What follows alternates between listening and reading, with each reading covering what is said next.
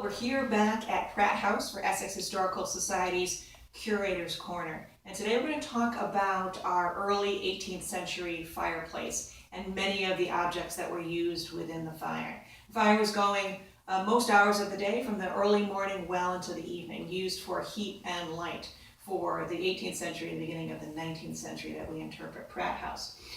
Our first object is an early rotisserie. So mostly they would be having a stew or some sort of pot-centered meal. Lunch was usually the largest meal of the day. But on the rare occasion that they would kill an animal and be able to have fresh meat, perhaps they would use an oven such like this rotisserie. It was open in the back, facing the fire, and the curved front would reflect the heat back and cook the chicken or whatever meat was in there.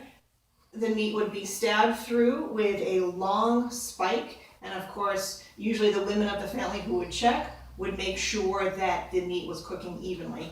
On the right side here would be a small crank so that the rotisserie part, it would constantly be turning so the meat would be cooked evenly on all sides. Often it was a child in the family that would constantly be turning the meat, or at least on a regular basis. And in some more elegant homes, there would be a mechanical device or a jack that would be weight centered or timed high up above the fire that would do the crank turning itself.